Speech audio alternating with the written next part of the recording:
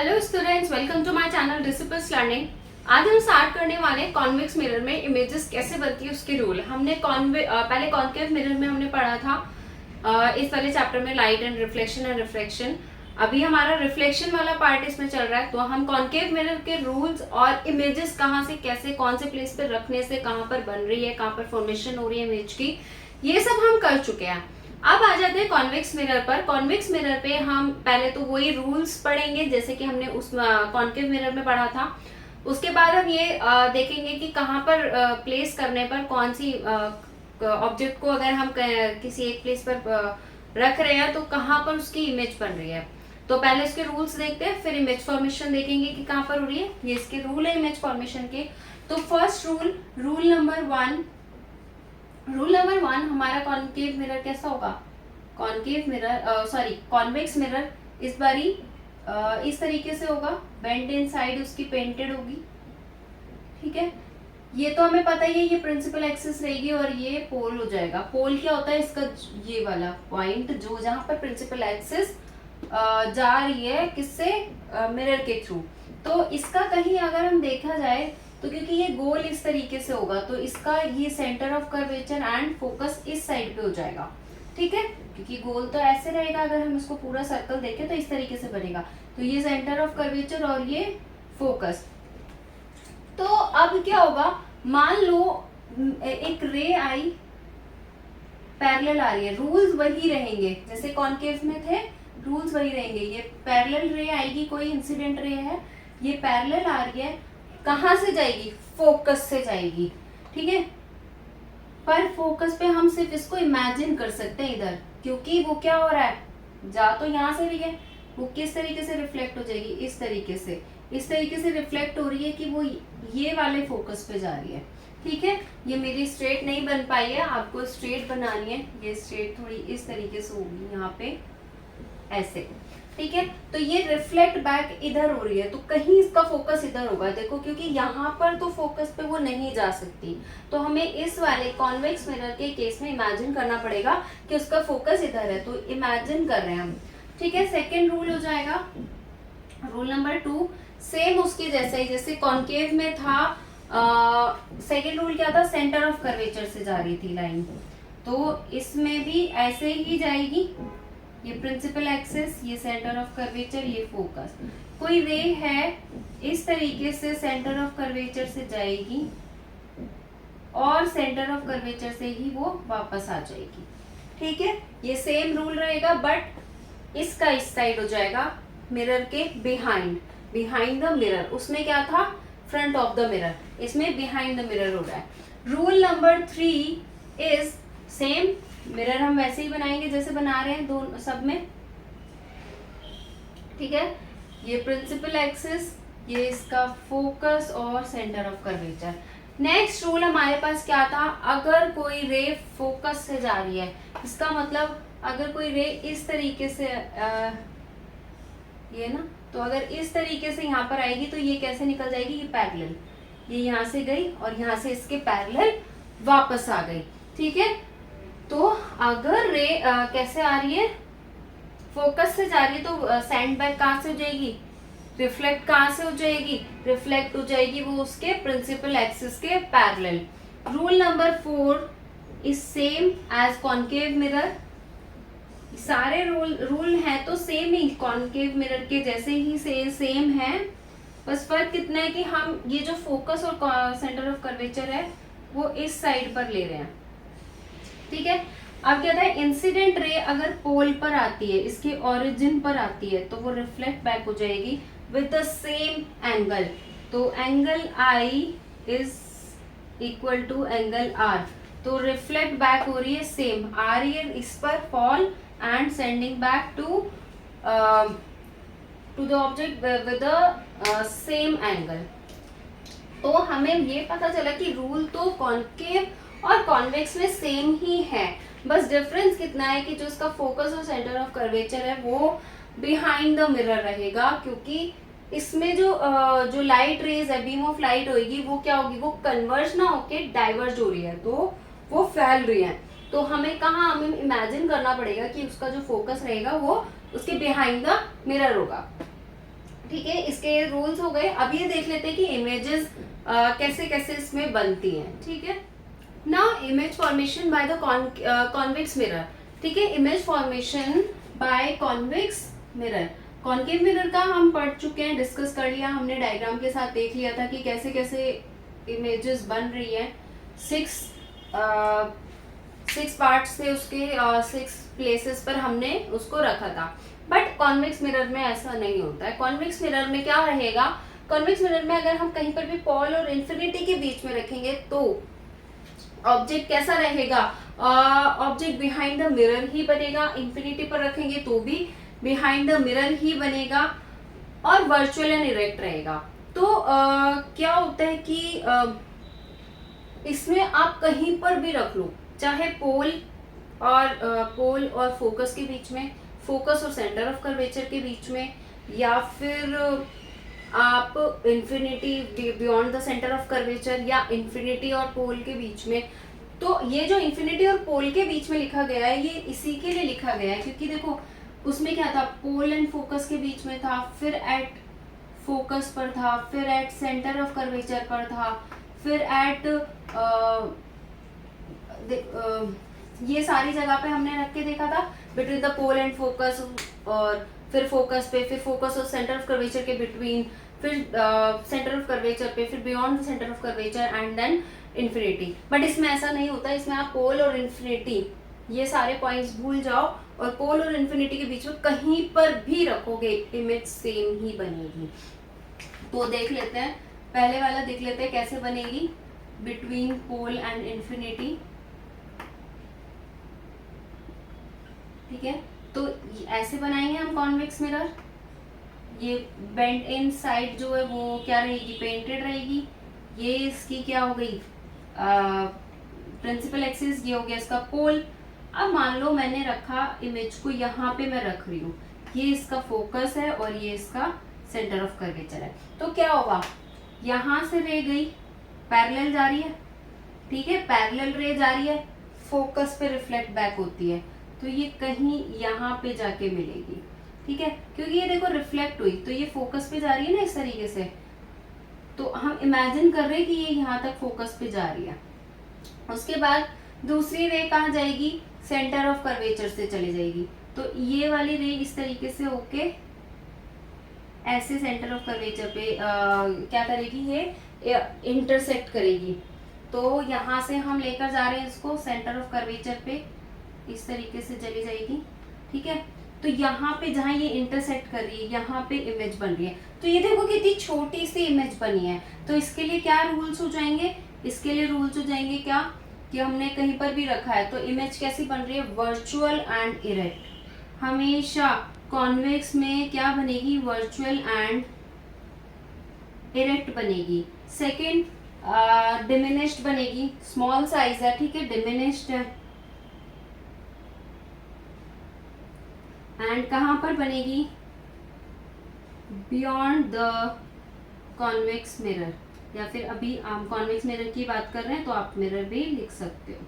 ठीक है, beyond the mirror, ये हमें पता चल गया कहाँ पे बने। अगर अब हम इन्फिनिटी पर रख रहे हैं तो इन्फिनिटी पर रखने पर कैसे बनेगी, सेकेंड इन्फिनिटी पर सेम कॉन्वेक्स मिरर को इसी तरीके से बनाएंगे। बेंड इन साइड पेंटेड रहेगी, प्रिंसिपल एक्सिस इसका फोकस और सेंटर ऑफ कर्वेचर, सॉरी उल्टा लिख दिया, सेंटर ऑफ कर्वेचर ये रहेगा और ये रहता है फोकस। अब क्या करेंगे, कहीं इन्फिनिटी से लाइट रे आ रही है, ठीक है, इस तरीके से आई, तो ये जब रिफ्लेक्ट बैक होगी तो क्या हो रहा है, ये इस तरीके से आ रही है, ठीक है, ऐसे इन्फिनिटी से आ रही है, तो ये कहाँ जाएगी, ये जा रही है यहाँ पे फोकस पे, ये रिफ्लेक्ट बैक हो गई यहाँ पे सेम एंगल पे, ये यहाँ ये ऐसे बैक हो जाएगी, ठीक है, ये यहाँ से गलत हो गई, ऐसे नहीं होगी, ये जब, क्योंकि ये जिस एंगल से आ रही है इसी एंगल से यहाँ पे नॉर्मल ने हम इमेजिन कर लेते हैं और ये ऐसे बैक हो रही है, तो हम क्या करेंगे,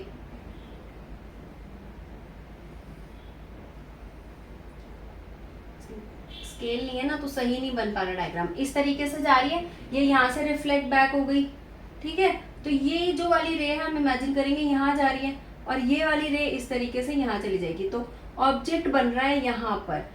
ठीक है, ऑब्जेक्ट ये इसको भी लिख लेते हैं हम ए बी, और इसको ऑब्जेक्ट तो है ही नहीं, तो ये ए डैश बी डैश, इसका ए डैश और बी डैश। ठीक है, बहुत छोटी सी इमेज बन रही है और ये कहीं इन्फिनिटी पे रखी हुई है, तो इसका मतलब बहुत बड़ी इमेज है। बट ये क्या हो रहा है, इमेज कितनी सी बन रही है, इतनी सी बन रही है, बहुत छोटी सी इमेज बन रही है। तो इसमें भी क्या हो गया कि हाईली डिमिनिश्ड, जैसे उस वाले में था हाईली डिमिनिश्ड था, तो इसमें भी हाईली डिमिनिश्ड रहेगा, क्योंकि जब इन्फिनिटी पे रखी थी हमने कॉन्केव में, तो वहां पर भी क्या था, हाईली डिमिनिश्ड बनी थी जब इन्फिनिटी पर थी। इसमें भी इन्फिनिटी में होने पर हाईली डिमिनिश्ड बनेगी, बट कैसी बनेगी, वर्चुअल एंड इरेक्ट, क्योंकि बियॉन्ड द मिरर है। कहीं पर भी अगर लिखा है virtual and erect, that means कि वो बियॉन्ड द मिरर बन रही है। ठीक है, तो इसको लिख लेते साथ में, बियॉन्ड द मिरर। और कैसी बनी है, हाईली डिमिनिश्ड बनी है, क्योंकि ये कहीं इन्फिनिटी पर है, तो इसका मतलब बहुत बड़ा ऑब्जेक्ट है, हाईली डिमिनिश्ड। इसमें तो डिमिनिश्ड थी, इसमें हाईली डिमिनिश्ड, बहुत छोटी है, क्योंकि यहाँ पे तो ऑब्जेक्ट हमें दिख रहा है, तो उसकी छोटी इमेज बन रही है। अब आ जाते हैं कॉन्वेक्स मिरर के यूजेस पर। यूजेस क्या रहते हैं, बैक साइड का देखने के लिए व्हीकल्स में यूज किया जाता है। आपने कार की साइड में मिरर्स देखे होंगे, बैक साइड का देखने के लिए कॉन्वेक्स मिरर उसमें यूज किया जाता है, तो व्हीकल्स में यूज होता है ये, टू सी रियर व्यू, या फिर बोल सकते हो वो बैक व्यू। आपके पीछे से जो ट्रैफिक आ रहा है उसको देखने के लिए।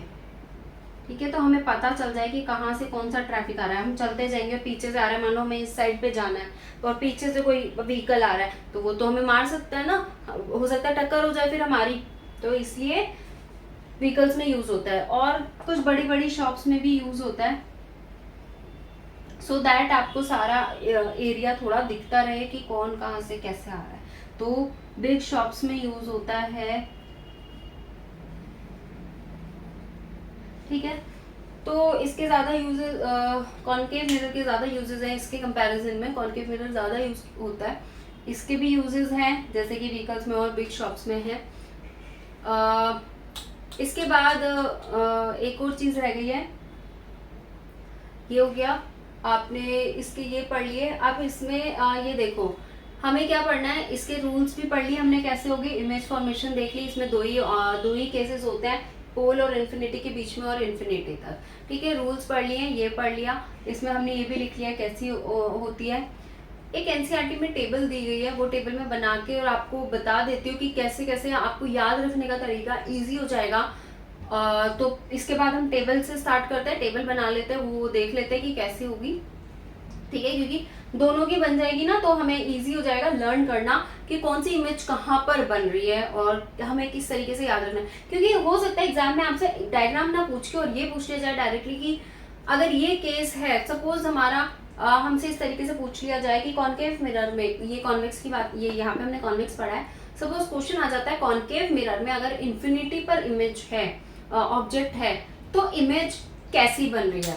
तो अब आप डायग्राम तो बना के नहीं देखोगे ना, हो सकता है कई बार भूल जाओ, तो वो टेबल लर्न कर लोगे तो इजी हो जाएगा और डायग्राम बनाने में भी इजी हो जाएगा, क्योंकि कई बार ही डायग्राम में रेज कहाँ से आ रही है, कैसे आ रही है, तो हम थोड़ा भूल जाते हैं, तो वो हमारी इजीली बन सकती हैं। नाउ हम टेबल कैसे, जो टेबल बनी हुई है एनसीईआरटी में उसमें कैसे कैसे दिया हुआ है वो सब, ये जो टेबल मैंने बनाई है ये एग्जैक्ट एनसीईआरटी वाली है।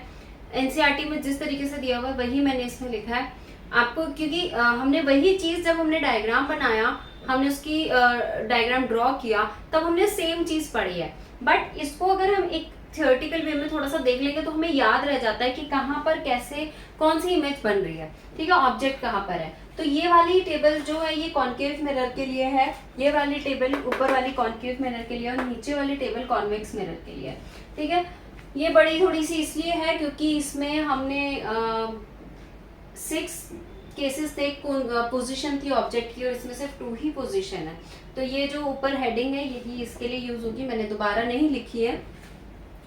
तो देखो, इन्फिनिटी पर जो इमेज बन रही है वो फोकस पे बनेगी, हाईली डिमिनिश रहेगी, रियल एंड इन्वर्टेड। ये रियल और इन्वर्टेड थोड़ा बड़ा लिख दिया क्योंकि इन 5 केसेस के लिए रियल इन्वर्टेड रहेगा, तो ये सब में रियल और इन्वर्टेड है। नेक्स्ट बियॉन्ड सी, अगर ऑब्जेक्ट है बियॉन्ड सी तो इमेज बनेगी between F and C, focus and centre of curvature, high diminished होगी, रियल एंड इन्वर्टेड होगी। सेंटर ऑफ कर्वेचर पर इमेज सेंटर ऑफ कर्वेचर पर ही बनेगी, सेम साइज की बनेगी और रियल और इन्वर्टेड रहेगी। Between centre of curvature and focus अगर ऑब्जेक्ट है तो इमेज बनेगी beyond centre of curvature, large बनेगी, उससे एनलार्ज होगी और रियल एंड इन्वर्टेड रहेगी। फोकस पर होगी तो इन्फिनिटी पर बनेगी, हाईली एनलार्ज होगी और रियल और इन्वर्टेड रहेगी। पोल और फोकस के बीच में तो बिहाइंड द मिरर एनलार्ज होगी, इससे बड़ी होगी और वर्चुअल एंड इरेक्ट होगी, क्योंकि बिहाइंड द मिरर है। अगर कोई भी इमेज बिहाइंड द मिरर बन रही है तो वर्चुअल एंड इरेक्ट रहेगी।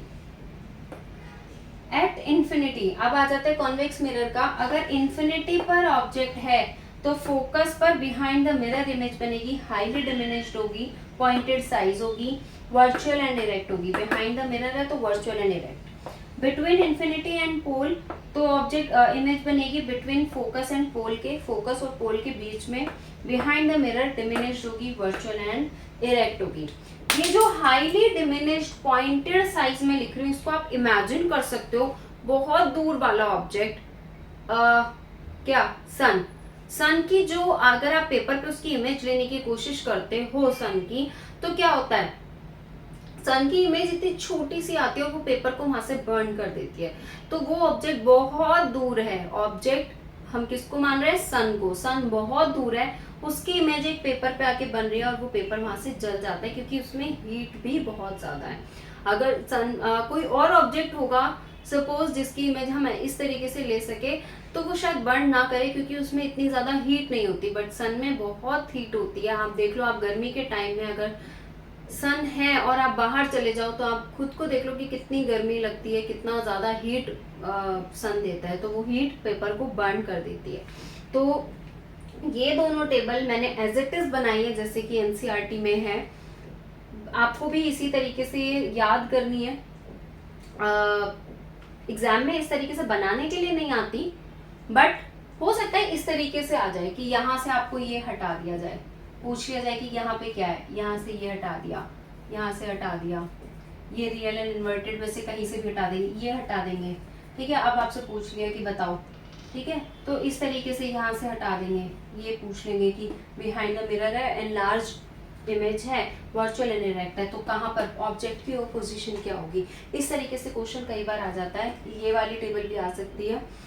तो आपको टेबल लर्न होनी चाहिए ताकि ऐसा ना लगे कि बुक से कुछ नहीं आया, समझने वाली बात है, सब कुछ एनसीईआरटी से आता है। तो इसके बाद हमें पढ़ना है साइन कन्वेंशन पढ़ेंगे, फॉर्मूला पढ़ेंगे और मैग्निफिकेशन पढ़ेंगे। तो वहां से मैं उन टॉपिक से स्टार्ट करते हैं। Now sine convention, mirror formula and linear magnification, ये तीनों हमें पढ़ना है। साइन कन्वेंशन हम पहले भी थोड़ा सा पढ़ चुके हैं, थोड़ा सा आज भी बता देती हूँ। साइन कन्वेंशन में क्या होता है कि अगर हमारा कोई मिरर है तो अगर इंसिडेंट रे की डायरेक्शन में ही कोई ऑब्जेक्ट या इमेज है तो हम क्या करेंगे, उसको पॉजिटिव लेंगे, अदरवाइज नेगेटिव लेंगे। ऐसे ही ऑब्जेक्ट को हमेशा पॉजिटिव लिया जाता है क्योंकि वो अपवर्ड साइड में है, और अगर इमेज इस तरीके से बन रही है तो हम इमेज को नेगेटिव लेंगे देन, और अगर इमेज भी ऊपर की साइड ही बन रही है तो क्या होगा, तो हम क्या लेंगे, उसको पॉजिटिव लेंगे। अगर इमेज ऊपर है, अपवर्ड डायरेक्शन में है, तो इमेज को भी पॉजिटिव लेंगे, अदरवाइज नेगेटिव लेंगे। अगर इमेज नीचे बन रही है, जैसे कि कॉन्केव मिरर में सेंटर ऑफ कर्वेचर पे रखने पर इमेज क्या नीचे बन रही थी, बाकी केसेस में भी नीचे की साइड बन रही थी, तो इमेज को हम क्या लेंगे, माइनस साइन लगाएंगे, उस पर नेगेटिव साइन लगाएंगे। ऐसे ही अगर इंसिडेंट रे की डायरेक्शन में है ऑब्जेक्ट, इमेज या ऑब्जेक्ट, तो क्या होगा, पॉजिटिव होगा, अदरवाइज नेगेटिव हो जाएगा। मिरर फॉर्मूला भी हमने लास्ट क्लास में किया था, 1/f is equals to 1/v plus 1/u। ये हमें पता है कि ये फोकल लेंथ थी, ये क्या होती है, focal length, v image distance of image, ठीक है, इमेज का डिस्टेंस है, and u is object distance, object का डिस्टेंस है। लीनियर मैग्निफिकेशन क्या होता है, linear magnification is the ratio of linear magnification क्या होता है, the ratio of height of image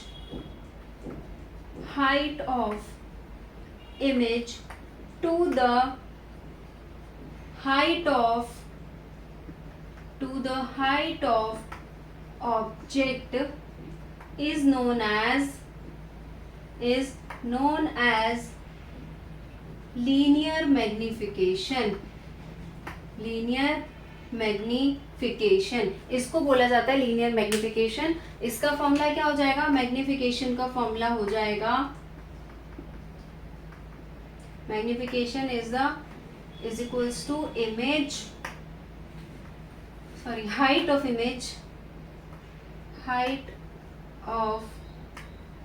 image divided by height of object. ठीक है, ये रेशियो होता है height of object, height of image. तो इसको हम किस तरीके से भी लिख सकते हैं, m is equals to h2/h1. Magnification का एक और फॉर्मूला होता है, मैग्निफिकेशन का एक और फॉर्मूला हो जाएगा v/u, जिसमें हम ऑब्जेक्ट को हमेशा नेगेटिव साइन में लेंगे. ठीक है, क्योंकि ऑब्जेक्ट नेगेटिव साइन में इसलिए क्योंकि वो लेफ्ट साइड पर रहता है. तो लेफ्ट साइड पर रहने की वजह से हम उसको क्या ले रहे हैं, नेगेटिव साइन ले रहे हैं. तो ये दो फॉर्मूलाज होते हैं मैग्निफिकेशन के. ये इमेज का डिस्टेंस हो गया, इसको हम कैसे लिख सकते हैं, इमेज डिस्टेंस एंड ये हो गया ऑब्जेक्ट डिस्टेंस. ठीक है, object distance, image distance.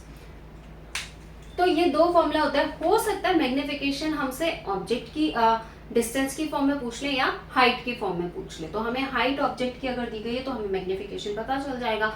Suppose हमें हाइट दी हुई है, इमेज की हाइट दी हुई है 2 सेंटीमीटर एंड ऑब्जेक्ट की हाइट दी हुई है 4 सेंटीमीटर.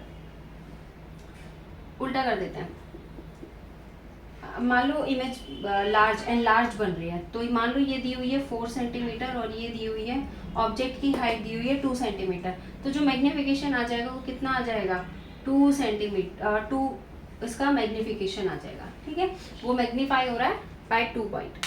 तो इसका एग्जाम्पल भी करेंगे. आज हमारा रिफ्लेक्शन खत्म हो गया है.